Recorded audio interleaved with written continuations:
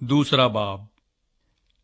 سو آسمان اور زمین اور ان کے کل لشکر کا بنانا ختم ہوا، اور خدا نے اپنے کام کو جسے وہ کرتا تھا 7ویں دن ختم کیا، اور اپنے سارے کام سے جسے وہ کر رہا تھا 7ویں دن فارغ ہوا۔ اور خدا نے 7ویں دن کو برکت دی اور اسے مقدس ٹھہرایا، کیونکہ اس میں خدا ساری کائنات سے جسے اس نے پیدا کیا اور بنایا فارغ ہوا۔ باغ عدن۔ یہ ہے آسمان اور زمین کی پیدائش جب وہ خلق ہوئے، جس دن خداوند خدا نے زمین اور آسمان کو بنایا، اور زمین پر اب تک کھیت کا کوئی پودا نہ تھا، اور نہ میدان کی کوئی سبزی اب تک اگی تھی، کیونکہ خداوند خدا نے زمین پر پانی نہیں برسایا تھا، اور نہ زمین جوتنے کو کوئی انسان تھا، بلکہ زمین سے کوہر اٹھتی تھی اور تمام روئے زمین کو سیراب کرتی تھی۔ اور خداوند خدا نے زمین کی مٹی سے انسان کو بنایا، اور اس کے نتنوں میں زندگی کا دم پھونکا، تو انسان جیتی جان ہوا۔ اور خداوند خدا نے مشرق کی طرف عدن میں ایک باغ لگایا، اور انسان کو جسے اس نے بنایا تھا وہاں رکھا۔ اور خداوند خدا نے ہر درخت کو جو دیکھنے میں خوشنما اور کھانے کے لیے اچھا تھا زمین سے اگایا، اور باغ کے بیچ میں حیات کا درخت اور نیک و بد کی پہچان کا درخت بھی لگایا۔ اور عدن سے ایک دریا باغ کے سیراب کرنے کو نکلا، اور وہاں سے 4 ندیوں میں تقسیم ہوا۔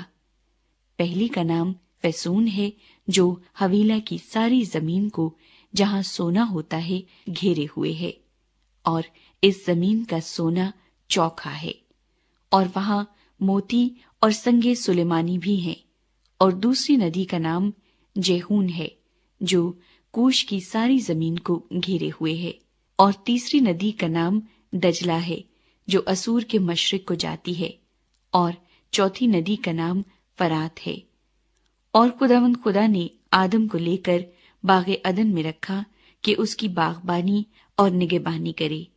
اور خداوند خدا نے آدم کو حکم دیا اور کہا کہ تو باغ کے ہر درخت کا پھل بے روک ٹوک کھا سکتا ہے، لیکن نیک و بد کی پہچان کے درخت کا کبھی نہ کھانا، کیونکہ جس روز تو نے اس میں سے کھایا تو مرا۔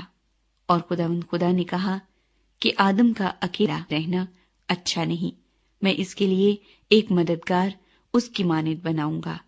اور خداوند خدا نے کل دشتی جانور اور ہوا کے کل پرندے مٹی سے بنائے، اور ان کو آدم کے پاس لایا کہ دیکھے کہ وہ ان کے کیا نام رکھتا ہے۔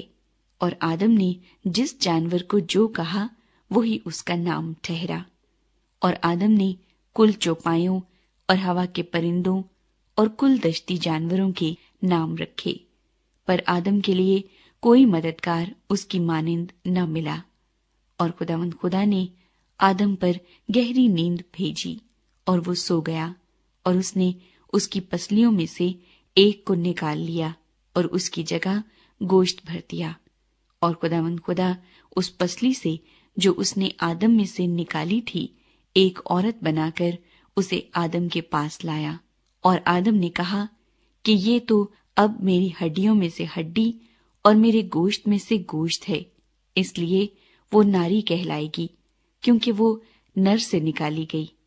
اس واسطے مرد اپنے ماں باپ کو چھوڑے گا اور اپنی بیوی سے ملا رہے گا، اور وہ ایک تن ہوں گے۔ اور آدم اور اس کی بیوی دونوں ننگے تھے اور شرماتے نہ تھے۔